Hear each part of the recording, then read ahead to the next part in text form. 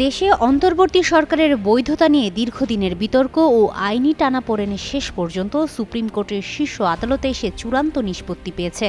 রাষ্ট্রপতির রেফারেন্স, আদালতের উপদেষ্টামূলক মতামত, গণঅভ্যুত্থানের পরবর্তী রাজনৈতিক পরিস্থিতি সবকিছু মিলিয়ে এই মামলাটি শুধু আইনি প্রশ্নই নয়, বরং রাষ্ট্রের সাংবিধানিক ধারাবাহিকতা কিভাবে সংকট মুহূর্তে বজায় থাকে সে নিয়েও গুরুত্বপূর্ণ দৃষ্টান্ত হয়ে দাঁড়ায়। অন্তর্বর্তী সরকারের শপথ ও গঠনকে বৈধ ঘোষণা করে হাইকোর্টের দেওয়া আদেশের বিরুদ্ধে করা লিভ টু আপিল খারিজ করে দিয়েছেন আপিল বিভাগ। বৃহস্পতিবার প্রধান বিচারপতি ডক্টর সৈয়দ রেফাত আহমেদের নেতৃত্বে ৭ বিচারপতির পূর্ণাঙ্গ বেঞ্চ লিভ টু আপিল খারিজ করে হাইকোর্টের সিদ্ধান্ত বহাল রাখে। এর মাধ্যমে দেশের সর্বোচ্চ আদালত স্পষ্ট করে দিয়েছে যে রাষ্ট্রপতি সংবিধানের ১০৬ অনুচ্ছেদ অনুযায়ী ব্যতিক্রমী পরিস্থিতিতে সুপ্রিম কোর্টের উপদেষ্টামূলক মতামত নেওয়ার অধিকার রাখেন এবং সেই মতামতের ভিত্তিতে গঠিত অন্তর্বর্তী সরকার আইনি বৈধতা পেয়েছিল।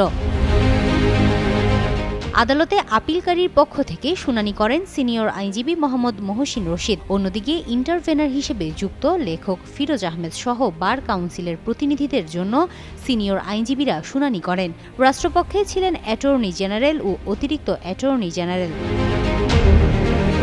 ২০২৪ সালের জুলাই-আগস্টের ছাত্র জনতার অভ্যুত্থানে আওয়ামী লীগ সরকারের পতনের পর রাষ্ট্রপতি সাংবিধানিক শূন্যতা পূরণে সুপ্রিম কোর্টের কাছে মতামত চান এবং আপিল বিভাগ জানায় রাষ্ট্রের জরুরি প্রয়োজনে রাষ্ট্রপতি প্রধান উপদেষ্টা ও উপদেষ্টাদের নিয়োগ ও শপথ করাতে পারবেন। সেই মতামতের ভিত্তিতেই ৮ আগস্ট অধ্যাপক মোহাম্মদ ইউনূসের নেতৃত্বে অন্তর্বর্তী সরকার গঠিত হয়। এই প্রক্রিয়া চ্যালেঞ্জ করে মোহাম্মদ মহসিন রশিদের করা রিট হাইকোর্ট জানুয়ারি মাসেই সরাসরি খারিজ করে বলেছিল, রাষ্ট্রপতি আইনি ম্যান্ডেট ও জনগণের ইচ্ছার ভিত্তিতেই ওই সিদ্ধান্ত নেন এবং ২০২৪ সালের গণঅভ্যুত্থান দেশের রাজনৈতিক ইতিহাসের স্বীকৃত অংশ।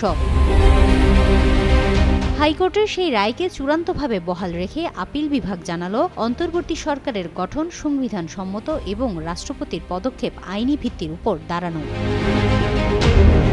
হিমাতুল জান্নাত, যুগান্তর নিউজ।